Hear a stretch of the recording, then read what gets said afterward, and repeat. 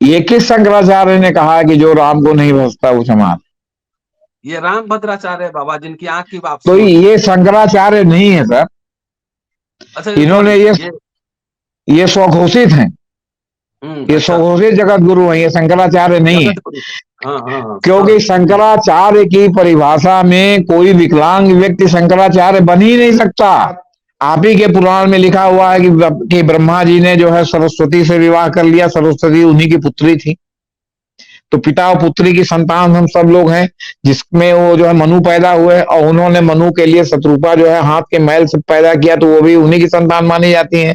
तो भाई बहन की संतान हम कोले काले गोरे हर्षी, ये आपके पुराण उसमें लिखा हुआ, मैं नहीं कह रहा हूं। प्राण प्रतिष्ठा हो गई, राज्याभिषेक हो गया, अब अभी से सतयुग का जो है प्रारंभ हो रहा है।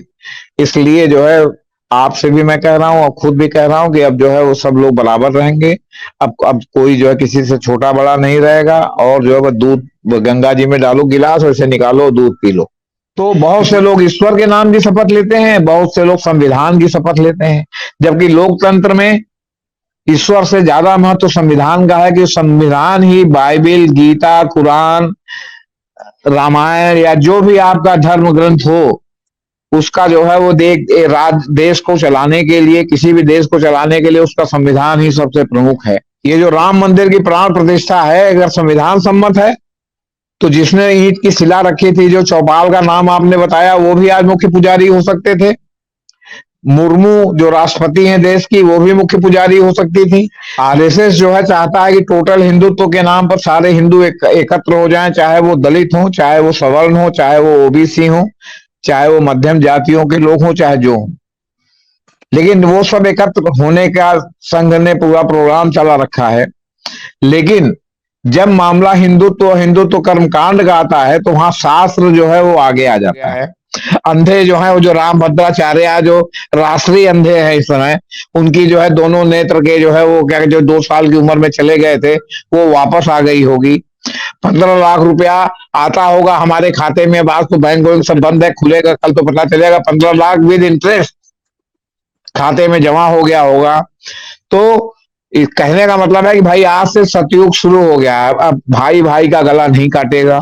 जहां पहले किसी ठाकुर साहब का अगर किसी विजातीय स्त्री से प्रेम हो गया, खैर स्त्रियों को तो प्रेम करने का पहले सवर्ण स्त्रियों को अधिकार ही नहीं था, लेकिन अगर किसी विजातीय स्त्री से ठाकुर साहब को प्रेम हो गया, उन्होंने जिंदगी भर उसके साथ साथ रहने की कसम खा ली, तो उनको जात से बाहर कर दिया जाता था, उनका हुक्का पानी बंद हो जाता था। वो पंडित जी लोग पहले ही बना गए, किसी को चंद्रवंशी बना गए, किसी को सूर्यवंशी बना गए, किसी को नागवंशी बना गए, किसी को अग्निवंशी बना गए। कई ठाकुर अपने को, कोई खड़गवंशी कहता है तो कोई कुर्म छत्री कहता है, वो लोग ठाकुर बनने की कगार में है।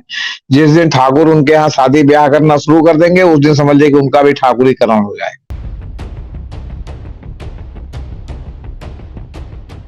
राज सत्ता और धर्म जी सत्ता। जी प्राचीन काल में राजाओं को जी लेजिटिमेसी लेनी पड़ती थी धर्म सत्ता से, कि जब जी तक राज्याभिषेक न हो तब तक जी आप राजा नहीं कहे जाएंगे। और सबसे जी लेटेस्ट उदाहरण जो है शिवाजी महाराज का है। जी यूरोप में धर्म सत्ता और राज सत्ता के बीच लंबे समय तक संग्राम चला। अल्टीमेटली जी राज सत्ता की जीत हुई और पोप को वेटिकन सिटी में बैठा दिया गया कि यहीं से आप प्रवचन उपदेश करें। जी चलिए जी भारत के संदर्भ में आते हैं। भारत में ये लंबे समय तक ये चलता रहा। अभी राम मंदिर का आंदोलन चला, साधु संत हिंदू समाज पूरा इस आंदोलन में शिरकत किया, आगे आया। लेकिन आज राम की मूर्ति में प्राण की प्रतिष्ठा कर दी गई। चारों शंकराचार्य साइड लगा दिए गए और देख नजारा बहुत दिलचस्प था। मैंने कुछ समय देखा कि भारत के प्रधानमंत्री बीच में जी मुख्य यजमान थे, बीच में बैठे हुए थे आरएसएस प्रमुख चितपावन ब्राह्मण मोहन भागवत साहब, बाएं की तरफ बैठे हुए थे यूपी के मुख्यमंत्री जो कि ठाकुर समुदाय से हैं और राम उनके नैसर्गिक इस देव हैं, वो भी साइड किनारे में लगे हुए थे। जितने राम आंदोलन के जितने आंदोलनकारी नेता थे, अडवाणी साहब हो, विनय कटियार हो, रितंबरा हो या उमा भारती हो, सब साइडलाइन कर दिए गए। और आज अनिल अंबानी और अमिताभ बच्चन, तमाम सिने स्टार, कंगना रनावत, सब राम मंदिर प्राण प्रतिष्ठा में सब उपस्थित थे। वैसे लोग भी उसमें थे जिन्होंने पब्लिक मनी को एक तरह से भट्टा बैठा दिया, सरकारी पैसा लेकर लोन डुबा दिया, वो भी उसमें दिखे। क्या उनको मान्यता मिल गई? तमाम ऐसे पहलू हैं जिसमें चर्चा करूँगा। बहुत दिन बाद जेपी सिंह साहब इस एपिसोड में हैं और उनसे विस्तार से बात करने की कोशिश करूँगा कि संविधान सम्मत तो ये दिख रहा है पूरा कि भाई राजा जो भी हो, राजा सर्वश्रेष्ठ होता है और राजा के बगल में जो चित्पावन ब्राह्मण आरएसएस प्रमुख हैं, बगल में साइड में बाएं तरफ बैठे थे। शंकराचार्य का कहीं कोई ठिकाना नहीं था, कहीं दिख नहीं रहे थे, कहाँ हैं? क्या मसला है पूरा समझने की कोशिश करते हैं। शास्त्र सम्मत क्या है? संविधान सम्मत तो है, कोई भी प्राण प्रतिष्ठा कर सकता है। दूसरी बात कि जिनसे ईंट रखवाया गया था, कामेश्वर चौपाल, वो किधर थे? मंत्रोच्चार में जो पुजारी थे, क्या एक ही समुदाय के थे कि और कई तरह के समुदाय के थे? ये तमाम मसले हैं जिसपे चर्चा करने वाला हूँ। बहुत दिलचस्प इन्फॉर्मेशन जेपी सिंह साहब से मिलने वाला है। पूरा वीडियो देखिएगा, सुनते शेयर और सब्सक्राइब करते रहिएगा। स्वागत है सर। जी नमस्ते लंबा सर। इंट्रोडक्शन आज मैंने दे दिया। नहीं, ठीक किया सर आपने। और दूसरी बात यह है कि आज सर पूरे देश में और कम से कम हिंदी भाषी पट्टी में गोबर पट्टी जिसको कहते हैं, जी क्योंकि मामला गोबर गणेश और गोमूत्र से आगे बढ़कर जी। रामलला की प्राण प्रतिष्ठा तक आ गया। कहा जाता है कि मुर्दे कोई हरकत नहीं करते, उनके मृत शरीर के साथ चाहे जो भी हरकत लोग करें, चाहे जो कर्मकांड करें, चाहे उनको जमीन में गाड़ें, चाहे उनको जल प्रवाह दें, चाहे उनको जो है आग लगाएं, उनके शरीर में कोई हरकत नहीं होती, क्योंकि हरकत जो है जीवन का प्रमाण है। तो इसलिए जब बच्चा पैदा होता है तो भाई, जब जमीन पे बच्चा पैदा होता है और उसकी सांस चलती रहती है, तो सबसे पहले उसको डॉक्टर रुलाने की कोशिश करता है कि बच्चा रो देता है तो होता है कि बच्चा नॉर्मल है, कोई गड़बड़ी नहीं। तो आज रामलला के जो पाषाण की प्रतिमा है, उसमें रामलला के प्राण की प्रतिष्ठा हुई। बड़ी अच्छी बात है, क्योंकि राम हमारे भी खानदानी आदि पुरुष हैं, ठाकुर जी हैं। और हम लोग तो भाई पंडितों के ही बनाए हुए धर्म शास्त्र के अनुसार ठाकुर, जन्मना ठाकुर हैं। हम लोग कोई मतलब बने हुए ठाकुर नहीं है, या हम अपनी ये पहचान नहीं खो रहे हैं। वो पंडित जी लोग पहले ही बना गए, किसी को चंद्रवंशी बना गए, किसी को सूर्यवंशी बना गए, किसी को नागवंशी बना गए, किसी को अग्निवंशी बना गए। कई ठाकुर अपने को, कोई खड़गवंशी कहता है तो कोई कुर्म छत्री कहता है। वो लोग ठाकुर बनने की कगार में है। जिस दिन ठाकुर उनके यहाँ शादी ब्याह करना शुरू कर देंगे, उस दिन समझ लीजिए कि उनका भी ठाकुरीकरण हो जाए। अच्छा। हालांकि ये मिथक इसलिए टूट रहा है कि बंगाल में जिस तरह जाति व्यवस्था टूट गई, और एक समय जो ब्रह्म समाज कहा जाता, जो अछूत माना जाता था, जो है सवर्ण बंगालियों में या कुलीन बंगालियों में, अब इसमें ब्रह्म समाज और कुलीन बंगालियों का कोई अंतर नहीं रहा। वो स्थिति पूरे देश में लागू हो गई। मैं तो चूंकि जन्मना ठाकुर हूं, तो नैसर्गिक है कि मेरी सारी रिश्तेदारियां नातेदारियां ठाकुरों में हो, चाहे ननिहाल हो, चाहे ससुराल हो, चाहे बहनियाउर हो, चाहे और जो है रिश्तेदारियां हो। मैं देख रहा हूं कि गांव से गांव में जो बड़े ट्रेडिशनल गांव थे, जहां पहले किसी ठाकुर साहब का अगर किसी विजातीय स्त्री से प्रेम हो गया, खैर स्त्रियों को तो प्रेम करने का पहले सवर्ण स्त्रियों को अधिकार ही नहीं था, लेकिन अगर किसी विजातीय स्त्री से ठाकुर साहब को प्रेम हो गया, उन्होंने जिंदगी भर उसके साथ साथ रहने की कसम खा ली, तो उनको जात से बाहर कर दिया जाता था, उनका हुक्का पानी बंद हो जाता था, उनको जो है संपत्ति से वंचित कर दिया जाता था। लेकिन अब ऐसा आपको उत्तर प्रदेश में, पूर्वांचल में, बिहार के अधिकांश जो है, जो ठाकुर बहुल गांव है, ठाकुर बस्तियां हैं, वहां आपको शायद ही कोई ऐसा मिला हो जो पढ़ा लिखा परिवार हो, और जिस परिवार के लड़के और लड़की ने जो बेंगलोर, हैदराबाद और जो है गुड़गांव में जो है रहते हैं, आईटी पढ़ते हैं और आईटी का काम करते हैं, जिन्होंने अंतरजातीय विवाह न कर दिया। तो ये मिथक वो जो था कि पहले इन्होंने कर लिया, हुक्का पानी बंद हो गया, वो मामला सारा खत्म हो गया। जो लोग हुक्का पानी बंद करने वाले स्वयंभू लोग थे, उनके परिवार के खुद ही लड़के लड़कियों ने जो है अंतरजातीय विवाह करना शुरू कर दिया, तो दूसरे का क्या हुक्का पानी बंद करेंगे। तो भाई हम्म आज रामचंद्र जी की प्राण प्रतिष्ठा हुई है और इस प्राण प्रतिष्ठा के बाद राम वापस आए हैं। तो मैं समझता हूं कि आज से हमारे देश में सतयुग का प्रारंभ हो रहा है, कलयुग का अंत हो गया कल से। प्राण प्रतिष्ठा खत्म होने के पहले कल से कलयुग का, और आज से बिल्कुल। सतयुग शुरू हो रहा है। तो अब गंगा यमुना में दूध की नदियां बहना शुरू संभवतः हो गई होंगी। कुएं में जो है वो शरबत मिलेगा, आपके नलों के इसके पानी से कभी जो है दूध निकलेगा, कभी शरबत निकलेगा। लंगड़ा हूं मैं, एक्सीडेंट से मैं लंगड़ा हो गया था, हो सकता है कि अभी मैं चलने की कोशिश करूं तो मेरे दोनों पैर ठीक हो गए हों, क्योंकि अब सतयुग शुरू हो गया है। अंधे जो है वो जो राम भद्राचार्य जो राष्ट्रीय अंधे हैं इस समय, उनकी जो है दोनों नेत्र के जो है वो क्या, जो 2 साल की उम्र में चले गए थे, वो वापस आ गई होगी। 15 लाख रुपया आता होगा हमारे खाते में, आज तो बैंक वैंक सब बंद है, खुलेगा कल तो पता चलेगा। 15 लाख विद इंटरेस्ट खाते में जमा हो गया होगा। तो इस कहने का मतलब है कि भाई आज से सतयुग शुरू हो गया है। अब भाई भाई का गला नहीं काटेगा, अब सहोदर भाई रहेगा जो उसके खड़ाओं को लेकर के जो है राजपाट चलाएगा। अब जो है वो कोई भाई भाई का गला नहीं काटेगा। अब किसी माँ बाप को वृद्धाश्रम में नहीं रहना पड़ेगा, सारे वृद्धाश्रम बंद हो गए हैं। तो वगैरह वगैरह इस तरह की सब आदि आदि हरि अनंत, हरि कथा अनंता की तरह ये सब भी अनंत है। अब हमारे देश में संविधान लागू। इसके पहले मैं एक बात और बता दूं, पांचों जज साहबों को आमंत्रण दिया गया था, जिन्होंने राम मंदिर के पक्ष में फैसला सुनाया राम मंदिर के उद्घाटन समारोह में।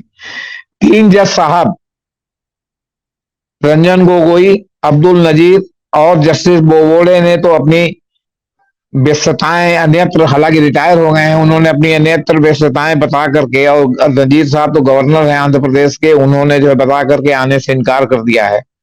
चीफ जस्टिस चंद्रचूड़ ने आज 23-22 तारीख को बहुत से मुकदमे सुप्रीम कोर्ट में लगा रखे थे, जिसमें 7 जजों की जो आपका क्या कहते हैं आरक्षण में आरक्षण देने का जो प्रोग्राम है, कि मतलब जो आरक्षण ग्रुप है उनमें जो माइनॉरिटीज ग्रुप है उनको आरक्षण दिया जाए कि नहीं, आरक्षण में आरक्षण, उसकी संवैधानिक वैधता पर सुनवाई 7 जजों के साथ आज से करने वाले हैं।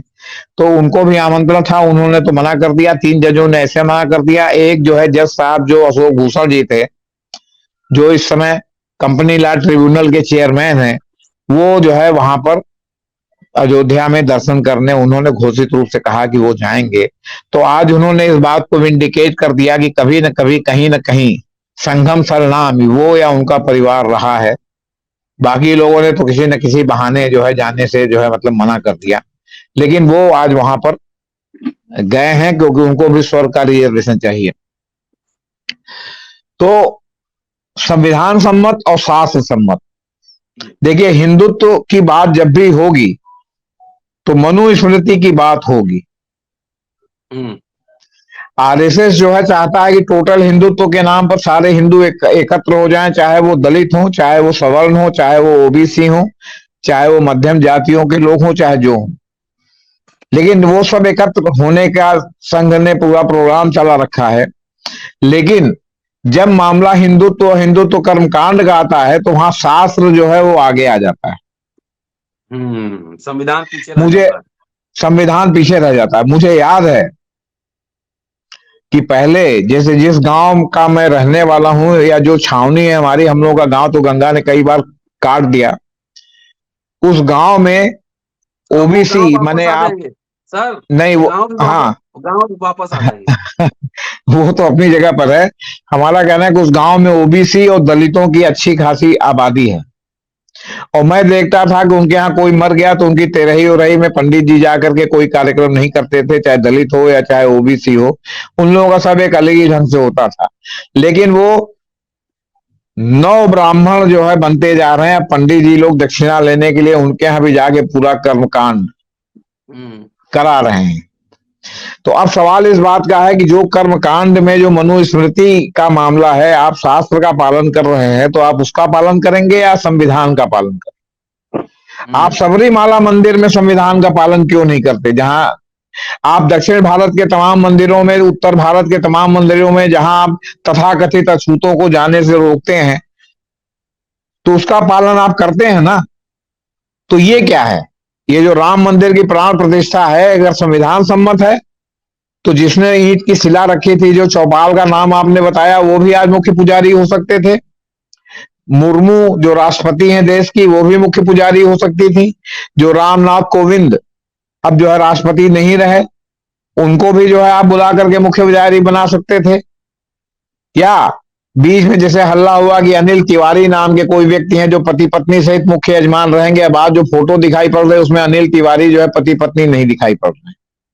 आज मुख्य यजमान के रूप में प्रधानमंत्री हैं, उनके बगल में मोहन भागवत है, अब उनके बगल में एक फोटो ऐसी है जिसका चेहरा पहचान में नहीं आ रहा, उसके बगल में आपके गवर्नर गवर्नर है योगी यूपी की। आदित्य, अच्छा यूपी की गवर्नर, अच्छा आनंदीबेन पटेल हैं, उसके बगल में आपके यूपी के मुख्यमंत्री हैं, जो फोटो में देखने से लगता है कि जैसे राम लला के समकक्ष बगल में बैठे हुए हैं, जरा सा दाहिने बाएं हैं बस।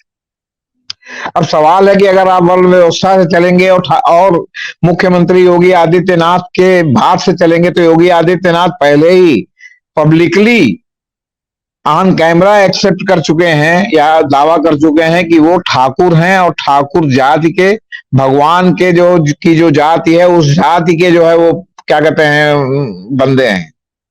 मतलब वो एक प्रकार से ईश्वर का दूसरा रूप है। और ठाकुर साहब आप लोग हमको कहते हैं तो ठाकुर साहब कहते हैं, तो ठाकुर जी भी हो सकते हैं, ठाकुर साहब से ठाकुर जी भी हो सकते हैं। साहब तो थोड़ा जो है वो आंग्ल या जो है उर्दू वाली बात हो जाती है। तो कहने का मतलब है कि इस देश में चाहे 7% ही क्षत्रिय हों, लेकिन वो ठाकुर जी हैं भाई। और बिना ठाकुर जी के भाई लोगों का काम नहीं चलता।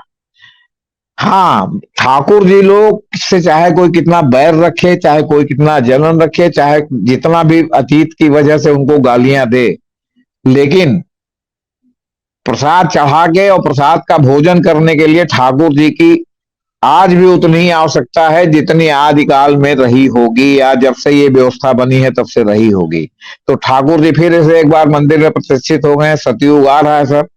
संविधान होता तो राष्ट्रपति सबसे बड़ा है, प्रधानमंत्री तो चुना हुआ है, 5 साल में आता है, 5 साल में जाता है। राष्ट्रपति का भी कार्यकाल हालांकि 5 साल होता है। नंबर एक बात। नंबर दो, अब चाहे राजतंत्र हो चाहे लोकतंत्र हो, तो उसमें जो भी जो है क्या कहते हैं राजा बनता है, आखिर कैसे माना जाए कि वो जो है क्या कहते हैं राजा बना है, तो उसका शपथ ग्रहण समारोह होता है। और राज्याभिषेक। शपथ, हाँ राज्याभिषेक कहिए या शपथ ग्रहण कहिए, उसका जो है आधुनिक शब्द हो गया शपथ ग्रहण। उसमें उसको मुकुट नहीं पहनाया जाता, लेकिन उससे कसम खिलाई जाती। अब ये कसम पूरी दुनिया में ये व्यवस्था है। अमेरिका का भी राष्ट्रपति जो महाबली है वो भी कसम खाता है, इंग्लैंड का भी खाता है, फ्रांस का भी खाता है, और भारत में भी ये परंपरा उन्हीं से चली आई है और पुराने राज्याभिषेक की पुरानी परंपरा है। अब सवाल है कि प्रधानमंत्री जो बनता है, राष्ट्रपति जो बनता है, तो सबको शपथ लेना पड़ता है। हाई कोर्ट का जो जज बनता है उसको शपथ लेना पड़ता है। तो शपथ ही एक प्रकार का राज्याभिषेक है, दूसरे शब्दों में कहें तो। अब तो वो शपथ लेता है, तो शपथ लेने में भी दो बातें हैं। एक बात है कि वो ईश्वर के नाम की भी शपथ ले सकता है, या वो संविधान के नाम की शपथ ले। तो बहुत से लोग ईश्वर के नाम की शपथ लेते हैं, बहुत से लोग संविधान की शपथ लेते हैं। जबकि लोकतंत्र में ईश्वर से ज्यादा महत्व संविधान का है, कि संविधान ही बाइबिल, गीता, कुरान, रामायण या जो भी आपका धर्म ग्रंथ हो, उसका जो है वो देश को चलाने के लिए, किसी भी देश को चलाने के लिए उसका संविधान ही सबसे प्रमुख है। क्यों? क्योंकि कोई भी देश धार्मिक देश नहीं है। जिस दिन से धार्मिक देश हो जाएगा, उस दिन से हो सकता है कि भाई जो शपथ है वो संविधान की शपथ हो जाए। वो मतलब ये वो धर्म धर्म जो, शास्त्रों की हाँ शास्त्रों की शास्त्रों की शपथ। शपथ हो जाए। लेकिन अभी तो भाई अधिकांश लोग उसी मंत्रिमंडल में संविधान की शपथ लेने वाले भी हैं, उसी मंत्रिमंडल में आपके जो है धर्म के नाम की शपथ भी लेने वाले हैं। तो एक घालमेल चल रहा है। तो अब सवाल है कि जो वहां कर्मकांड हुआ है, मेरी समझ से वो मनुस्मृति के अनुसार नहीं हुआ है, और ये ब्राह्मणवाद पर बहुत बड़ी चोट है। भले ब्राह्मणों ने ही उसको जो है मतलब क्या कहते हैं संपन्न कराया है। अब मैंने बनारस पर बहुत से लोगों की जो है क्या कहते हैं पुस्तकें पढ़ी हैं, विशंबर नाथ जी। पांडे की भी पढ़ी है और लोगों की पढ़ी है, जिसमें उन्होंने जो है क्या कहते हैं आपके विश्वनाथ मंदिर को ध्वस्त किए जाने औरंगजेब के द्वारा, और बगल में मंदिर की स्थापना किए जाने का उल्लेख है। उसमें कहीं भी मुझे ये पढ़ने को नहीं मिला, विश्वनाथ पांडे वगैरह की किताब के अलावा, कि जिसमें वहां के बारे में कोई चित्रण किया गया हो कि आखिर काशी मंदिर क्यों गिराया गया और क्यों बगले में फिर कैसे बन गया। क्यों कि औरंगजेब के बाद अंग्रेज आए थे, कोई हिंदू डायनेस्टी नहीं आई थी जिसने फिर से मंदिर बनवाया हो। तो जो विश्वंभर नाथ पांडे की किताब है और लोगों की किताब है जो इतिहासकार हैं उनकी किताबों में लिखा हुआ है कि जब वहां पर जो भी कदाचार व्यभिचार जो भी सब हुआ, उसके बाद जो है इसने कहा कि हिंदुओं के इतने पवित्र स्थान में हो रहा, तो उसने बनारस के ही पंडितों को बुला के औरंगजेब ने बगल में विश्वनाथ जी की मूर्ति की स्थापना कराई, जिसके बारे में कहा जाता है कि इसको कुएं में फेंक दिया तो क्या हुआ। अभी तो टैंक की सफाई हुई है, उसमें कुछ मछली मरी हुई, कुछ जिंदा मिली है। वो विश्वनाथ जी का वो जो पुरानी वाली जो लिंग की प्रतिमा थी वो नहीं मिली है। प्रसंगवश मैं कह रहा हूँ, मैं कोई टांट नहीं कर रहा हूँ। तो सवाल है कि ये मिथक चलाया गया, तो कहीं नहीं है कि जो है वो क्या कहते हैं क्यों। और फिर पहले जो है कोई आभास, तो अक्षरधाम में अगर बलात्कार होता है या आतंकी हमला होता है तो तुरंत नेशनल टीवी पर जो है वो विजुअल आ जाता है। उस जमाने में तो ऐसा कुछ था नहीं। तो उस जमाने में जो यात्री आते थे वो जब देखते थे कि मंदिर का ये स्वरूप या ये दुर्दशा, तो पंडों से पूछते थे, तो पंडित क्या बताएं कि हमारे कुकृत्य के कारण ये मंदिर गिराया गया है। तो ये बताते थे कि औरंगजेब 1.25 मन जनेऊ रोज कटवाता है, मैंने 1.25 मन जनेऊ तोड़वाता है, तब जो है वो खाना खाता है। अब 1.25 मन जनेऊ अगर 3 धागे का हो या 7 धागे का हो, मैं आपसे कह रहा हूं कि आप उसको एक बार 1.25 मन जनेऊ गिनवा के और तौलवा लीजिए। और कितने लोग तौलवाने के पहनेंगे? बाद, तो नहीं, तौलवाने के बाद उसकी गिनती करा लीजिए और ये देखिए कि औरंगजेब का शासन जितने साल रहा उतने में 1 साल घटा दीजिए। और घटाने के बाद उसको गुणा करके देखिए कि कितने लोगों का जनेऊ उसने कटवाया होगा। तो क्या उस डेट में उतनी जनसंख्या हमारे देश की थी? दूसरा मिथक, अभी जो मूर्ति बनी है इसमें दशावतार की प्रतिमाएं उस पर छोटी छोटी जो है उत्कीर्ण है, जिसमें बहुत बुद्ध भी हैं, परशुराम भी हैं और वराह भी है। वराह वराह अवतार का भी की भी प्रतिमा है। तो अब सवाल है कि वो जो रामलला की प्राण प्रतिष्ठा होगी तो उस मूर्ति में जितने और लोग हैं, एक प्रकार से दशावतार की भी प्रतिष्ठा हो रही है। मैं पूछना चाहता हूं, मनुस्मृति में वराह की पूजा का प्रावधान है कि नहीं? और क्या वराह का जो है वो क्या कहते हैं मंदिर या जीवित वराह को लाया जाए तो पंडित जी लोग उसका पूजा कराएंगे कि नहीं कराएंगे? मैंने अजीब सब विरोधाभास है, आपसे बता। तो सवाल है कि अब प्राण प्रतिष्ठा हो गई, राज्याभिषेक हो गया, अब अभी से सतयुग का जो है प्रारंभ हो रहा है। इसलिए जो है आपसे भी मैं कह रहा हूं और खुद भी कह रहा हूं कि अब जो है वो सब लोग बराबर रहेंगे। अब कोई जो है किसी से छोटा बड़ा नहीं रहेगा। और जो है वो दूध गंगा जी में डालो गिलास, वैसे निकालो दूध पी लो। किसी दवा की जरूरत नहीं पड़ेगी। सब जो है वो क्या कहते हैं गंगा जी के दूध पीने से हो जाएगा या किसी भी नदी के पवित्र जल को पीने से हो जाएगा जो दूध के रूप में कन्वर्ट हो रहा है। जी तो सतयुग में तो मनुस्मृति के हिसाब से शासन होगा, तो उसमें हम तो दूध नहीं पी पाएंगे। नहीं, वो सदियों के बाद मनुस्मृति कलयुग के लिए पैदा हुई है ना सर। अच्छा, सतयुग त्रेता में कहा मनुस्मृति थी? नहीं, उसमें उसमें जो व्याख्या है वो थोड़ा, कलयुग का मतलब शूद्रों का शासन। हाँ, तो कलयुग में शूद्रों का शासन है, तभी तो जो है वो प्राण प्रतिष्ठा जो है वो संविधान के अनुसार हो रही है, शास्त्र सम्मत नहीं है।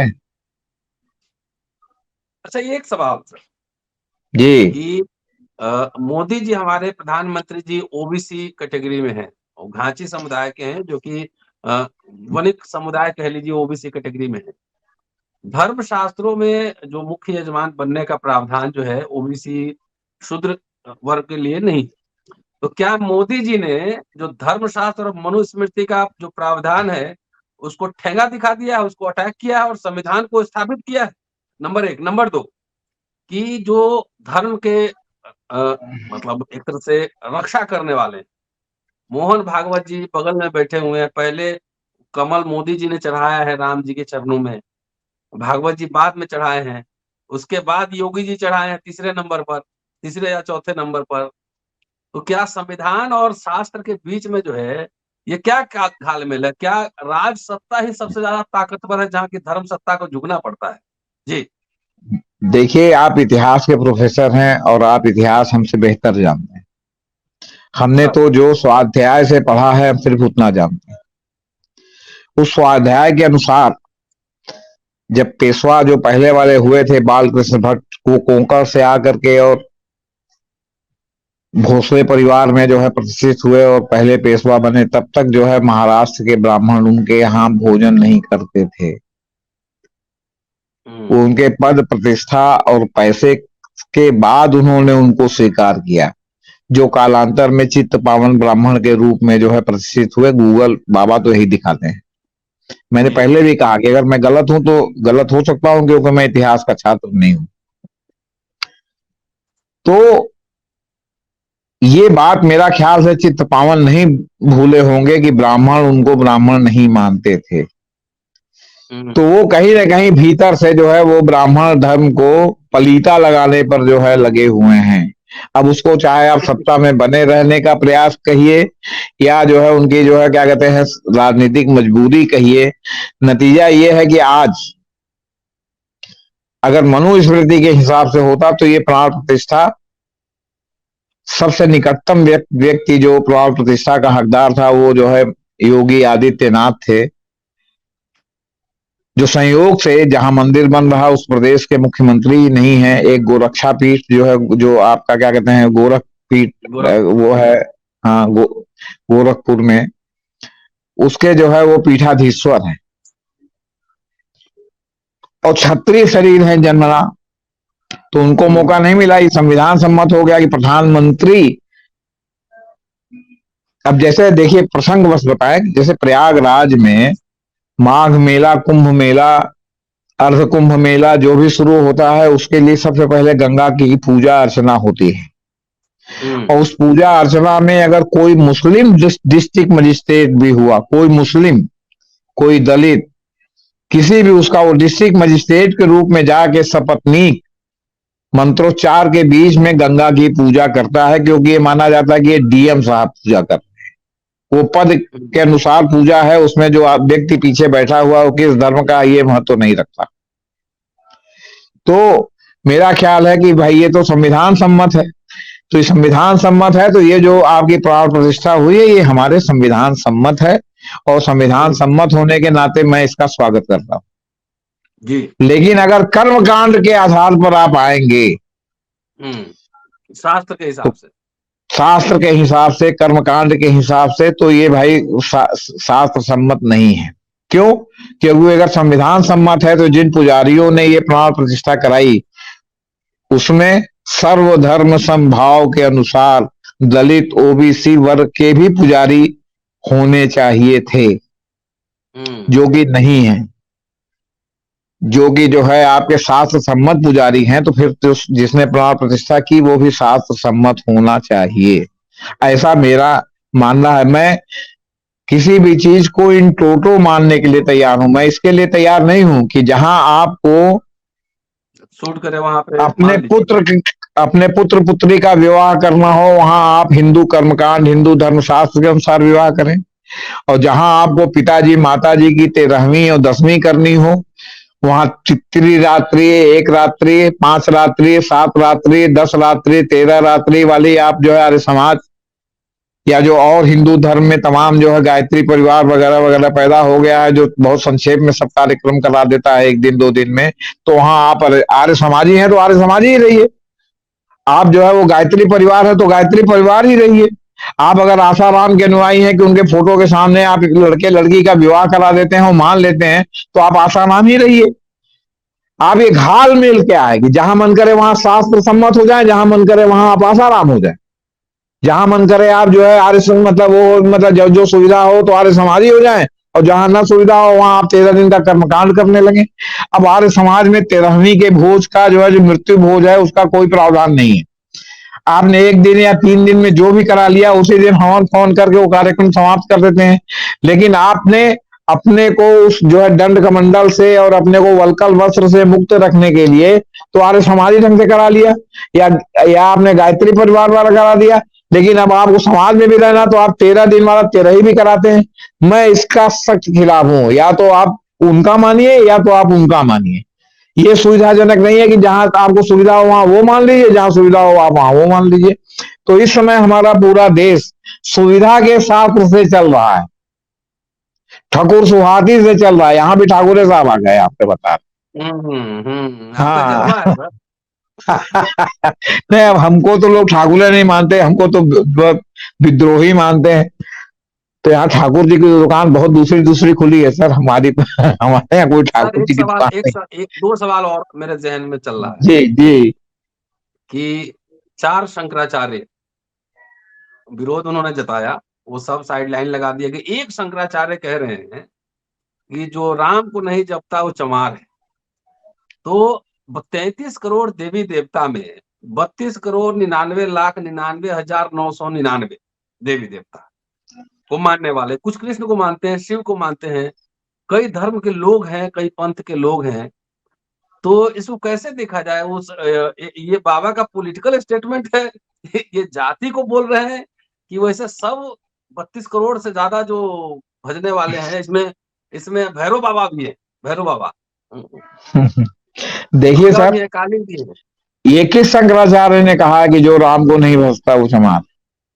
ये राम भद्राचार्य बाबा जिनकी आंख की वापसी तो होती है। ये शंकराचार्य नहीं है सर, अच्छा, इन्होंने सॉरी, ये स्वघोषित हैं, ये अच्छा, स्वघोषित जगत गुरु हैं, ये शंकराचार्य नहीं है। जगत गुरु। हाँ हाँ, क्योंकि सॉरी। शंकराचार्य की परिभाषा में कोई विकलांग व्यक्ति शंकराचार्य बन ही नहीं सकता। हम्म और ये राम भद्राचार्य 2 साल की उम्र से ही अंधत्व को प्राप्त हैं, तो ये तो बन ही नहीं सकते। फिर कोई ब्राह्मण जगत के गुरु। अलावा भी शंकराचार्य नहीं बन सकता। लेकिन भाई दिव्य ये शरीर से जो है क्या कहते हैं, ब्राह्मण शरीर है इनका, जन्मना ब्राह्मण है, तो ये तो बात नहीं है। लेकिन ये जो अंधे हैं तो इसकी वजह से जगत गुरु नहीं बन सकते। ये जगत गुरु तब वो हैं। और दूसरी बात आपको बताएं, विश्व हिंदू परिषद का जब ये राम जन्मभूमि आंदोलन चला, तो इसमें किसी भी शंकराचार्य जो विधिवत शंकराचार्य हैं उससे का आशीर्वाद इस आंदोलन को प्राप्त नहीं था, क्योंकि ये विश्व हिंदू परिषद यानी प्रकारांतर से संघ प्रायोजित ये जो है आंदोलन चला था, और संघ प्रायोजित ये सब जो है ध्वस्तीकरण या जो भी हुआ वो हुआ था। उसमें स्वामी स्वरूपानंद ने हाई कोर्ट से लेके उसके लिए वो जेल भी गए, अयोध्या भी गए। उसके अलावा बाकी और शंकराचार्यों की भूमिका इसमें नगण्य है। उस समय एक शंकराचार्य, कथित शंकराचार्य वासुदेवानंद, जो अपने को ज्योतिष पीठ का शंकराचार्य होने का दावा करते थे, वो विश्व हिंदू परिषद के साथ थे, क्योंकि वो पहचान के संकट से गुजर रहे थे। क्योंकि शंकराचार्य का विवाद था और करपात्री जी की वजह से स्वरूपानंद जी की ही ज्यादा मान्यता थी। स्वामी करपात्री जी जो बनारस वाले थे, हिंदू धर्म पर संसद के, उनकी वजह से उनकी ही ज्यादा थी। और इस पर आंदोलन चला। अंत में सुप्रीम कोर्ट से आदेश हो गया कि वासुदेवानंद जो शंकराचार्य का छत्र और चमर है उसका इस्तेमाल नहीं करेंगे, ना अपने नाम के साथ उसका इस्तेमाल करेंगे। तो वो सीन से बाहर हो गए। तो बाहर हो गए तो अब उनको किस रूप में, शंकराचार्य के रूप में, अब हालांकि वो भी आंदोलन में शामिल थे, वो भी जन्मना ब्राह्मण है। तो कम से कम अगर ये जो मंदिर की प्राण प्रतिष्ठा हुई उस पूरे आंदोलन में, ध्वस्तीकरण के समय में भी वो जो है विश्व हिंदू परिषद के मंच पर वहां अशोक सिंघल के नीचे चरणों में बैठे हुए थे। तो वो जो है क्या कहते हैं, उनको आना चाहिए था। बाकी कोई जो है शंकराचार्य अशोक सिंघल के चरणों में बैठने के लिए तैयार नहीं था। दूसरी बात, चंपत राय ने एक दिन कह दिया कि ये रामानंदाचार्य सन्यासी परंपरा का मंदिर है। तो रामानंदाचार्य के रूप में श्री मठ बनारस में राम नरेशाचार्य इस समय पीठाधीश्वर हैं, जो लगातार जो है राम जन्मभूमि के आंदोलन में स्वामी स्वरूपानंद, जगतगुरु शंकराचार्य द्वारिका पीठ और ज्योतिष पीठ के शंकराचार्य स्वामी स्वरूपानंद के साथ में बगलगीर होके बैठते थे, मेले में आते थे। उनके पंडाल में दोनों लोग संयुक्त रूप से जो है क्या कहते हैं, वो श्रद्धालुओं को संबोधित करते थे। और यहाँ जो सन्यासियों के स्नान करने की परंपरा है पर्वों पर, उसमें और लोग अपना जाते थे स्नान करने अपने अपने उसके हिसाब से। और स्वामी स्वरूपानंद और राम नरेशाचार्य वो मतलब क्या कहते हैं, रामानंदाचार्य राम नरेशाचार्य जी साथ साथ जाते थे संगम में डुबकी लगाने के लिए। उनको भी तो किनारे कर दिया। तो कम से कम वासुदेवानंद के पास भले जगत गुरु शंकराचार्य को लिखने की वो जो है कोर्ट ने बंद कर दिया हो, लेकिन वो पूरे आंदोलन में इनके साथ थे, तो उनको तो बुला के जो है कम से कम उस मंदिर में दो पुजारियों के बगल में स्वामी वासुदेवानंद जी को बुला के रखना चाहिए था। आज तो सबसे ज्यादा छले वो महसूस कर रहे होंगे। पूरे आंदोलन में स्वामी चिन्मयानंद जो है वो क्या कहते हैं लगातार सक्रिय रूप से शामिल थे। तो स्वामी चिन्मयानंद को बुला करके बगल में बैठाना चाहिए, वो वैसे शरीर से ठाकुर शरीर है, तो एक ब्राह्मण हो जाता है एक ठाकुर हो जाता है, लेकिन थे तो शास्त्र सम्मत ही ना, उनको बुला के बैठाना चाहिए।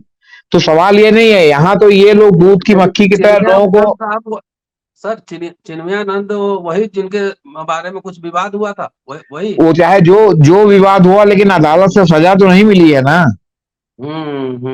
वीडियो तो आया था कुछ शायद। आप हमको बताइए, देवराज इंद्र जी जिनके बारे में कहा जाता है कि उन्होंने अहिल्या का सतीत्व लूटा, अहिल्या पत्थर हो गए, जिसको जो है वो प्रभु श्री राम ने जो है चरण रख के उनको जो है मुक्त किया, ऋषि पत्नी थी। तो देवराज इंद्र की आज भी बारिश होने के लिए आप पूजा करते हैं, आपने उनको बलात्कारी होने के नाते जो है वो क्या कहते हैं देवत्व से जो है वो क्या कहते हैं नीचे तो पटरी पे उतारा नहीं। दूसरी बात, आप ही के पुराण में लिखा हुआ है कि ब्रह्मा जी ने जो है सरस्वती से विवाह कर लिया, सरस्वती उन्हीं की पुत्री थी। तो पिता और पुत्री की संतान हम सब लोग हैं, जिसमें वो जो है मनु पैदा हुए, और उन्होंने मनु के लिए शत्रुपा जो है हाथ के मैल से पैदा किया, तो वो भी उन्हीं की संतान मानी जाती है। तो भाई बहन की संतान हम कोले काले गोरे हफ्सी, ये आपके पुराण उसमें लिखा हुआ, मैं नहीं कह रहा हूं, ये मैं नहीं कह रहा हूं। तो आप ही का पुराण है और आपने उस पुराण को डिसोन नहीं किया अभी तक, तो ये सब आप ही के उसमें है। अभी नया आपको बता दें लेटेस्ट, ये जब ये चर्चा उठी सोशल मीडिया पर कि ये जो नई मूर्ति काले पत्थर की बनाई गई है, ये दक्षिण में सबरीमाला में स्थित भगवान अयप्पा की मूर्ति से प्रभावित है, जो काले रंग की है और जिनका नेशनल ड्रेस काले रंग का है। आप फरवरी के महीने में चेन्नई में जाके देखिए, कर्नाटक में जाके देखिए, केरल में जाके देखिए, जो भगवान अयप्पा के अनुयायी हैं, आपको काली लुंगी काली शर्ट जैसे सिया पहनते हैं मुहर्रम के समय, वैसा वो पहनते हैं, क्योंकि काला वहां खराब नहीं माना जाता। वहां चेक वाली चीज जो आप मूल निवासी नहीं, हाँ वो मूल निवासी कहिए जो भी कहिए, लेकिन हम आपको शास्त्र सम्मत बता रहे हैं कि वो काला वहां खराब नहीं माना जाता। आप रामेश्वरम के मंदिर में काला ड्रेस पहन के चले जाइए, आपको दर्शन मिलेगा, आपको पैंट शर्ट में दर्शन नहीं मिलेगा।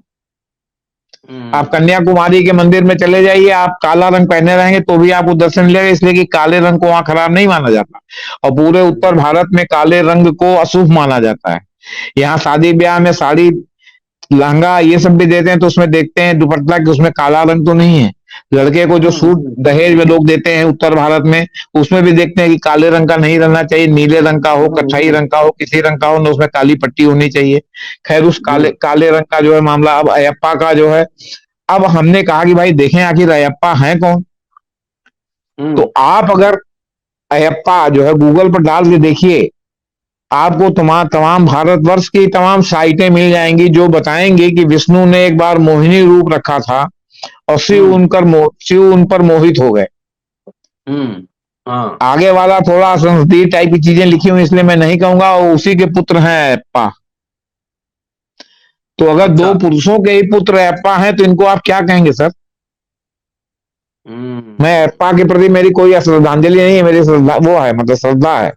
लेकिन अब ये मिथक के रूप में ये चीजें हैं, अब या तो आप इसको ठीक कीजिए, और नहीं मिथक बना रहेगा तो कोई ना कोई इसमें सवाल उठाता ही रहेगा। तो सवाल इस बात का है कि ज्ञान जानकारी, पहले संस्कृत जो है वो देव भाषा बना करके इन्होंने बाकी लोगों से वंचित कर दिया था, लेकिन जब संस्कृत का समूल नष्ट होने लगा तब इन्होंने कहा कि संस्कृत बड़ी कंप्यूटर की नजदीक भाषा है, तो संस्कृत ही सारे भाषाओं की जननी है, तो तमाम और भाषाएं भी संस्कृत से उत्पन्न हुई हैं। संस्कृत को पढ़ाने के लिए विशेष प्रोत्साहन दिया जा रहा है।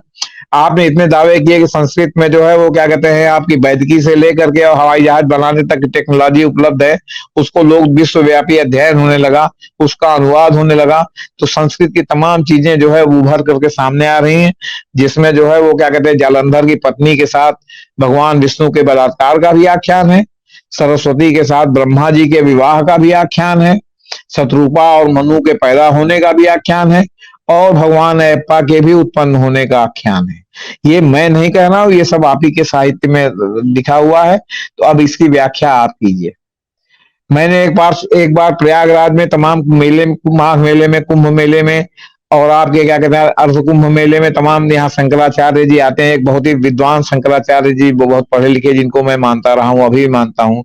मैंने उनसे पूछा कि ये बताइए कि ये सब जो आख्यान जो अब संसद का सामने आ रहा है, इससे जो है हमारे धर्म का जो है वो मान गिर रहा है, कि हमारे भगवान ही अगर इस तरह के हैं, तो चाहे उसका उसके पीछे आड़ में जो भी बात हो, तो उसी के बारे में ये भी मिथक है कि जो है जो तुलसी हैं वो जालंधर की स्त्री हैं वृंदा, जिनको तुलसी के रूप में वो उन्होंने जन्म लिया, और उसको जो है उन्होंने बना दिया कि इनकी हर हर घर में पूजा होगी, जिनके साथ भगवान विष्णु के बारे में जो है कि उन्होंने किया, तब शिव जी जालंधर का जो है राक्षस का वध कर पाए।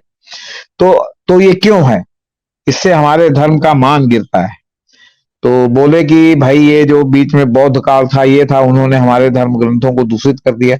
हमने कहा तो बौद्ध काल को समाप्त हुए कितना दिन हुआ, तो अब तक इसको ठीक करने की कोशिश क्यों नहीं की गई? हमने कहा शंकराचार्य के पद की लड़ाई सुप्रीम कोर्ट तक चल रही है कि कौन शंकराचार्य रहेगा, हम रहेंगे, हम्म। तुम रहोगे, फलाने रहेंगे, या कौन रहेगा। और तमाम लोग हैं जो जिन्होंने हिंदू धर्म को धता बताते हुए अपने को खुद को शंकराचार्य जगत गुरु घोषित कर रखा है, जबकि चारों शंकराचार्य के अलावा किसी को अधिकार नहीं है जगत गुरु शंकराचार्य लिखने का। लेकिन अभी ही आप उनके लिखने से या उनके दावे से आपने राम भद्राचार्य को शंकराचार्य कहा ना। इस तरह आप अगर कभी आके मेले में देखिए, और मेले में खाली उनका बोर्ड देखिए जो उनके पंडाल के बाहर तमाम बाबाओं के लगा हुआ है, आपको इतने जगत गुरु शंकराचार्य मिलेंगे कि आप जो है गिनते रह जाएंगे। एक आखिरी जी। सवाल सर। जी। आज तो पूरा एक तरह बॉलीवुड ही वहां उतर आया, लोगों ने जमीनें भी खरीदी हैं, कंगना रनावत, रणवीर कपूर, आलिया भट्ट, और आपको तमाम अमिताभ बच्चन, उनके बेटे, उसमें अनिल अंबानी भी नजर आए। और शायद जहां तक मुझे जानकारी है कि पब्लिक मनी डिफॉल्टर हैं, तो क्या राम जी का आशीर्वाद लेने आए थे कि सब ठीक ठाक हो जाए? वो बात छोड़िए सर, कौन आया था, क्या आया था, उसमें कितने लोग कास्टिंग काउच के जो है क्या कहते हैं प्रणेता हैं, ये सब बातें अपनी जगह पर जी। है। लेकिन हम आपको एक दूसरी बात बताएं। आप हम्म। ये बताइए, आज जो है तमाम स्टेट्स को मांस मदिरा मुक्त जो है सरकार ने जो है प्रतिबंध की घोषणा की है। मैं आपसे पूछ रहा हूं कि जो धर्मनिष्ठ व्यक्ति है, हम्म। उसको प्रतिबंध की जरूरत है कि जो है आप प्रतिबंध लगाएंगे तब वो जो है नहीं खाएगा, नहीं तो वो खा लेगा। जो धर्मनिष्ठ है वो तो आपकी बात मानेंगे, तो आपको प्रतिबंध की, सरकारी प्रतिबंध लगाने की क्या जरूरत है? ये उसी तरह है जैसे उत्तर प्रदेश बिहार में अगर कोई बड़ा नेता कहीं आने वाला है, किसी गांव गिराव के उसमें सभा करने वाला है बाजार में, तो उस दिन जो विपक्षी पार्टी के लोग चुनाव के दौरान जो है वो क्या कहते हैं लोग रहते हैं, वो जो है लौंडा पार्टी का नाच करा देते हैं। तो उसकी सभा फ्लॉप हो जाती है। क्यों? क्योंकि लोंडा पार्टी का नाच देखने में जो लोगों को रस और आनंद है, वो जो है क्या कहते हैं वो मंत्री जी का वो मतलब वो बड़े नेता का भाषण सुनने में भाषण है। पर। कोई प्रयागराज जैसा बुद्धिजीवी शहर है कि जहां सारे दल के लोग यहाँ जो है सारे बड़े बड़े नेताओं का भाषण यही पीडी पार्क में होता था, और हम लोगों ने भी सुना है, और हम लोगों की काफी जो है राजनीतिक समझ उससे बढ़ी है। क्यों? क्योंकि जो भी नेता आके बोलता है, तो कुछ लोग होते हैं जो केवल शब्दों के मतलब आडंबर में जो है लोगों को फंसाते हैं, और कुछ लोग होते हैं जो आंकड़ों के साथ बोलते हैं। जी। अब मुझे याद है कि मैं लड़कपन में बलिया गया हुआ था, और वहां जॉर्ज फर्नांडिस की सभा होने वाली थी। इसमें विद्यार्थी जीवन की बात बता रहा हूँ। जी। जॉर्ज बहुत अच्छा उस समय वक्ता थे, उस समय भी भाजपा की गोद में नहीं बैठे थे। तो हम्म। जो विपक्ष का नेता था, जो उनके विपक्ष में जो चुनाव लड़ रहा था, जिसके समर्थन में जॉर्ज गए थे, उसने क्या किया कि वहां मनियर कस्बे में लौंडा पार्टी का नाच करा दिया। अब जॉर्ज फर्नांडिस सभा फ्लॉप हो गई। हम लोग जॉर्ज फर्नांडिस की सभा में गए थे सुनने के लिए कि जॉर्ज साहब क्या कह रहे हैं। तो जो सभा 1000-2000 की होती भाई, चुनावी सभा तो इससे ज्यादा बड़ी होती नहीं है, वो सभा हम्म। मात्र जो है 50-100 आदमी में सिमट के रह गई, जिसमें एक तो मैं भी था। तो मतलब तो ये संदर्भ तो क्या सब है? पुराना टैक्टिस है। कहने का मतलब है कि आप लोगों को आकृष्ट करने के लिए कि रणवीर कपूर आए हैं, आलिया भट्ट आई हैं, भैया आलिया भट्ट कै पीढ़ी के हिंदू हैं।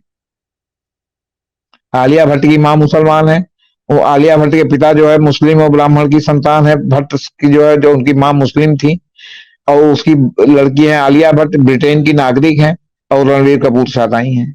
कंगना रानावत हिमाचल प्रदेश की ठकुराइन है, और आपका क्या कहते हैं, उन्होंने बॉलीवुड में अधेड़ अभिनेताओं को छोड़ा ही नहीं, टारगेट किया। आपका क्या कहते हैं, एक के बाद एक, हालांकि कहीं दाल गली नहीं। चलिए सर, बहुत ही तो दिलचस्प, क्या करेंगे, आप तो बता रहे बहुत दिलचस्प और महत्वपूर्ण जानकारी।